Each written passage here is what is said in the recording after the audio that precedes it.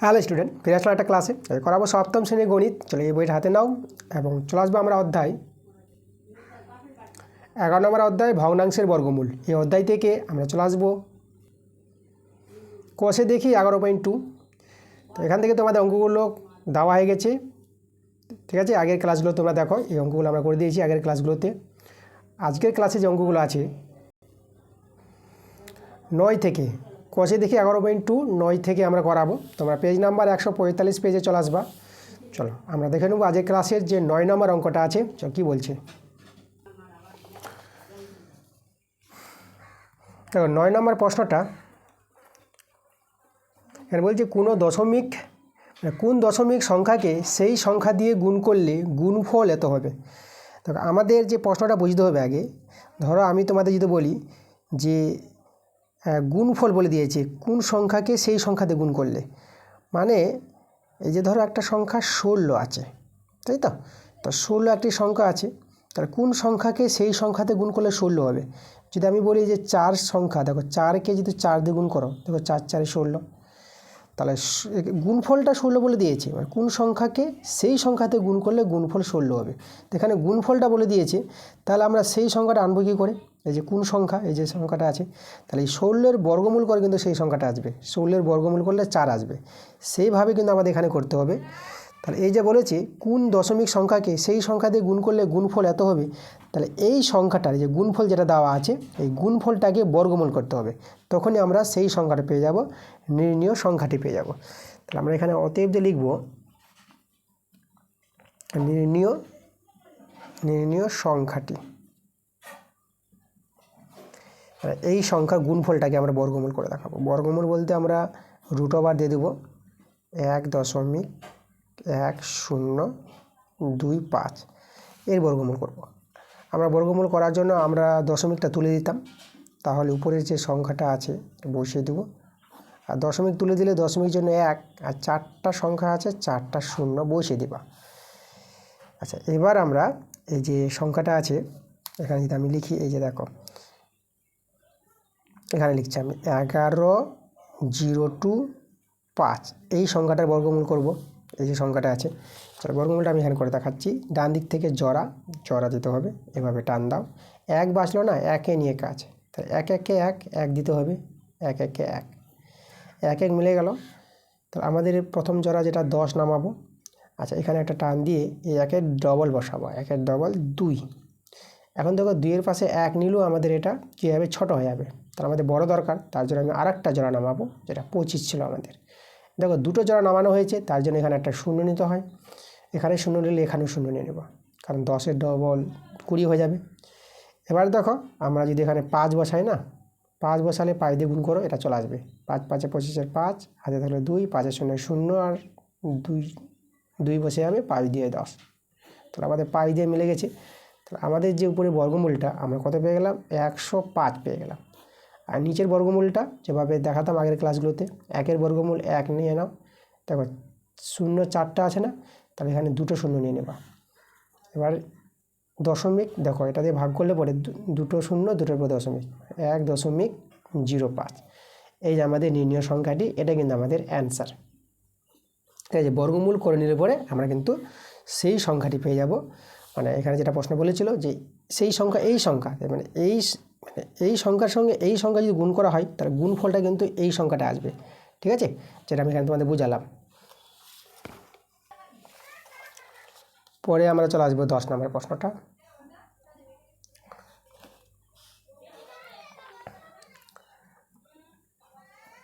বলছে 0.75 এর সাথে কোন দশমিক সংখ্যা যোগ করলে তার বর্গমূলটা, মানে যোগ করলে যা হবে তার বর্গমূলটা 2 হবে, তা নির্ণয় করো। তাই না, যোগ করলে যে যোগফলটা হবে না, তার বর্গমূলটা 2 বলেছে। মানে আমাদের দেখো, তাহলে যে বর্গমূলটা 2 বলেছে, তাহলে যোগফলটা কত হবে, এই 2-এর বর্গটাই হবে যোগফলটা, তাই তারপর কিন্তু আমরা সেই যোগফলটা কিন্তু ফিরে পাবো। তাহলে কিন্তু আগে আমাদের কী করতে হবে, এই সংখ্যাটার বর্গ করে নিতে হবে। যে বর্গমূলটা দেওয়া থাকবে, এই যে 2 আছে, 2-এর বর্গ করে নিই, 2-এর বর্গ। 2-এর বর্গ বলতে 2-এর স্কোয়ার, 2 × 2, এটা গুণ করে 4 পেয়ে যাবা। তাহলে এদের যোগফলটা দেখো, এর সাথে কোন দশমিক সংখ্যা যোগ করলে যোগফলটা কিন্তু 4 হবে। এই 4 পেয়ে গেছি এখন। তাহলে যেটা বলেছি এখানে দেখো, মানে 0.07 এর সাথে কোন দশমিক সংখ্যা যোগ করতে হবে। দেখো যোগ করলে যোগফলটা কিন্তু 4, যোগফলের বর্গমূলটা কিন্তু 2 বলে দিয়েছিল, 2 এর বর্গ 4, তার যোগফলটা কিন্তু 4 হবে। তাহলে এখানে সংখ্যাটা কি করে পাবো, আমি এর জন্য তোমাদের যে বললাম উদাহরণ দিব। তাহলে এখানে উদাহরণটা আমি দিচ্ছি এইভাবে, যে বলা হলো যে 5-এর সঙ্গে কত যোগ করবা যে 7 পাবা। তো তোমরা তো বলে দেবা 2, কারণ 5-এর সঙ্গে 2 যোগ করলে 7 পাবা, এখানে 2 হবে। তো 2টা আসছে কী করে, এই যে 7 থেকে যদি তুমি 5 বিয়োগ করো তা 2 চলে আসবে না। তাহলে কীভাবে এই উত্তরটা পাওয়ার জন্য ওই 4 থেকে আমরা এটা বিয়োগ দিয়ে দেবো। তাহলে আমাদের যে অ্যান্সারটা দাঁড়াবে, যে নির্ণীয় সংখ্যাটি, আমি অতএব লিখে দেবো যে নির্ণীয়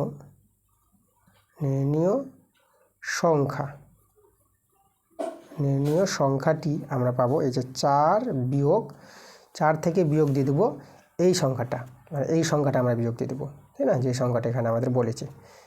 তা 4 বিয়োগ 0.75, সেটা বিয়োগ করলে আমাদের কিন্তু অ্যান্সারটা চলে আসবে।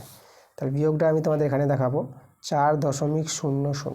দেখো দশমিকের পর দুটো সংখ্যা আছে, তার এখানেও তোমাদের এই যে 4 বসিয়ে দশমিক নিয়ে দুটো শূন্য নিয়ে নাও, তারপরে একে যদি বসাও 0.75, কারণ তোমাদের দশমিকের নিচে দশমিক একদম মিলিয়ে বসাতে হবে, আর এদিক থাকলে পরে আমাদের শূন্য নিয়ে ব্যালেন্স করে নিতে হবে।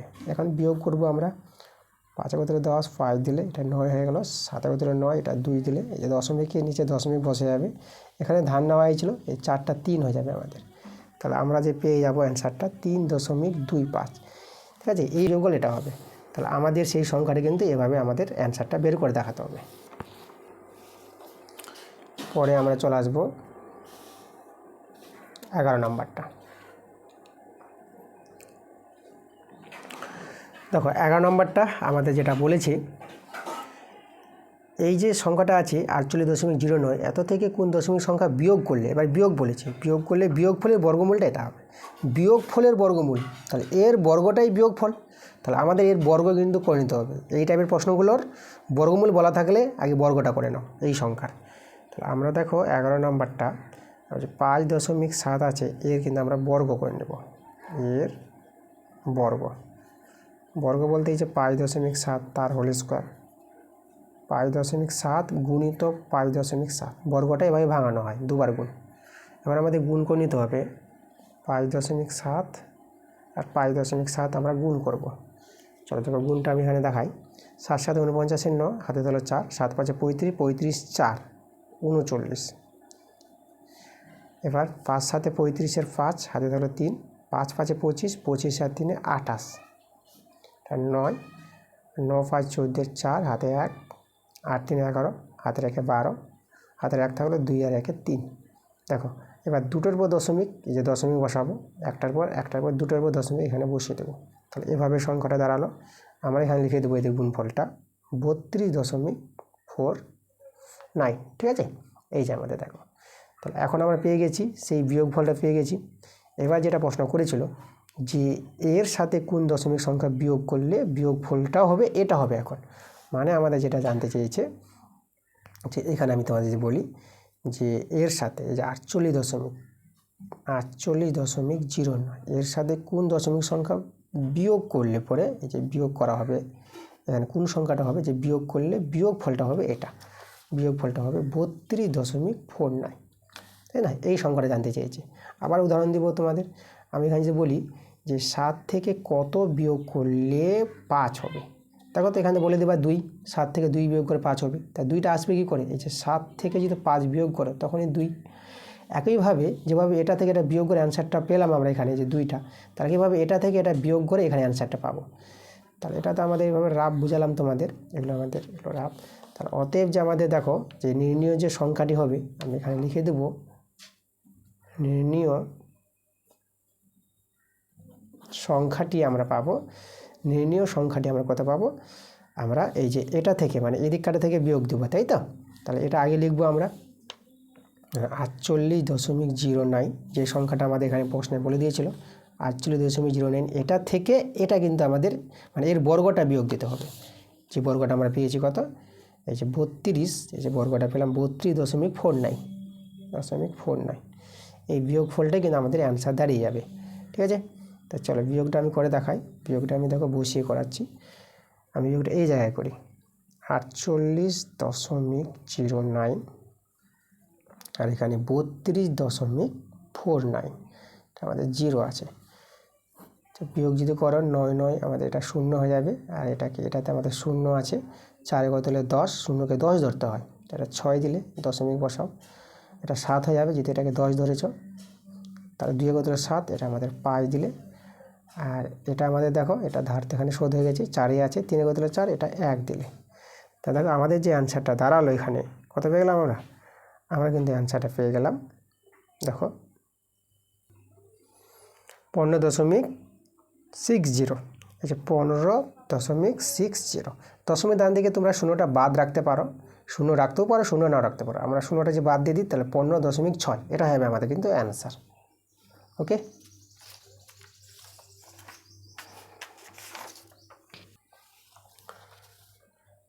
আচ্ছা পরে দেখো আমরা যে 12 নম্বর অঙ্কটা।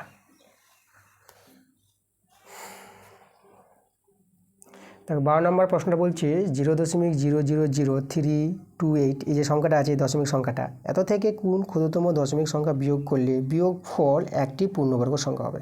মানে এটা থেকে বিয়োগ হবে কোন একটা সংখ্যা, তারপরে সেই বিয়োগফলটা কিন্তু পূর্ণবর্গ হবে, এখন পূর্ণবর্গ সংখ্যা নয়। তাহলে এটা জানার জন্য আমাদের আগে এই সংখ্যাটার, এই দশমিক সংখ্যাটার বর্গমূল আমরা করব। এই যে দশমিক সংখ্যাটা দেখো আমাদের আছে 0.003টা আছে, 3টা 0 দশমিকের পর, তারপর আছে 328 আছে।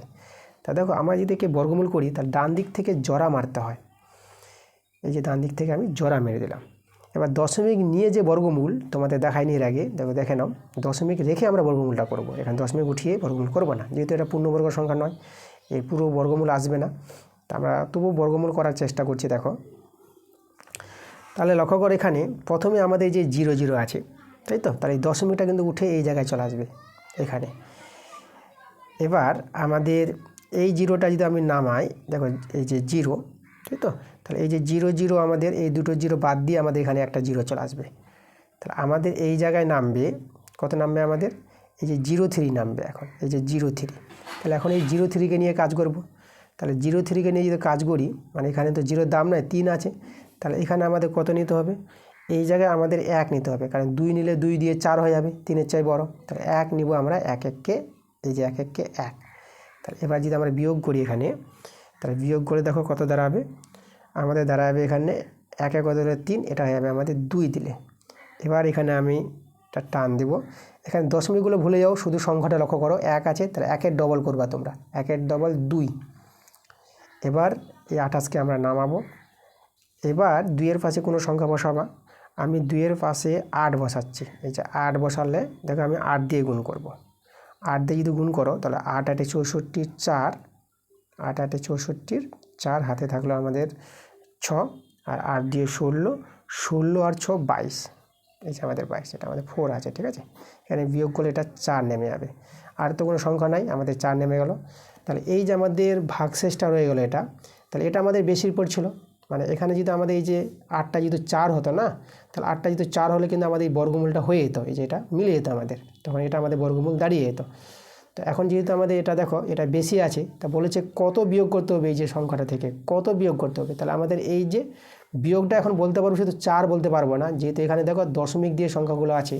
তাহলে আমরা এখানে দেখো সেভাবে সংখ্যাটা নিব, মানে এই যে কটার পর দশমিক আছে, এখানে দশমিক আছে 1 2 3 4 5 6, এখানেও আমার 4-এর পর 6টার পর দশমিক বসিয়ে আমরা সংখ্যাটা নিয়ে আসতে পারবো। তা আমাদের যে নির্ণীয় সংখ্যাটি হবে, ঠিক আছে, এই যে অ্যান্সারটা যদি লিখি, নির্ণীয়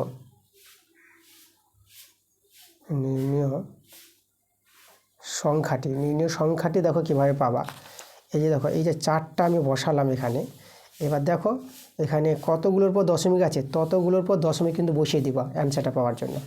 1 2 3 4 5 6, 6টার পর, তাহলে এখানে 1 2 3 4 5, এই যে 6টা বানালাম, তারপরে দশমিক নিয়ে 0। এবার এই সংখ্যাটা যদি এটা থেকে বিয়োগ করো না, তখন এখানে 4 কমবে, কারণ এই 4টাই 8-এর সঙ্গে একদম বরাবরে আসবে। তারপরে তোমরা পাবা, ঠিক আছে, এখানে এই যে 8টা 4 হয়ে যাবে, কারণ দশমিক না নিলে পরে তো আমাদের বিয়োগটা করা যাবে না, এর সঙ্গে মিল হবে না, তাই তো। তাহলে এই যে আমাদের নির্ণয় সংখ্যা। তাই আমাদের যেটা বলেছিল প্রশ্নে যে এত থেকে কোন ক্ষুদ্রতম দশমিক সংখ্যা বিয়োগ করতে হবে, সেই যে ক্ষুদ্রতম দশমিক সংখ্যাটা যেটা আমরা পেলাম, কত পেলাম 0.005টা শূন্য, একদম 1 2 3 4 5টা শূন্য, তারপরে 4টা হবে। তাহলে এত থেকে এই ক্ষুদ্রতম দশমিক সংখ্যাটা যদি বিয়োগ করা হয় তাহলে সেই বিয়োগফল একটি পূর্ণবর্গ সংখ্যা দাঁড়িয়ে যাবে, মানে 8টা হয়ে যাবে আমাদের 4 হয়ে যাবে। ওকে, তাহলে আমাদের অ্যান্সার দাঁড়িয়ে গেল আমাদের এটা কিন্তু আমাদের অ্যান্সার। এই ছিল আমাদের আজকের ক্লাসের অঙ্কগুলো। ক্লাসটা ভালো লাগলে অবশ্যই তোমাদের ভিডিওতে লাইক করতে হবে, ভিডিওগুলো বন্ধুদের কাছে শেয়ার করে দিতে হবে। তোমরা সবাই ভালো থেকো।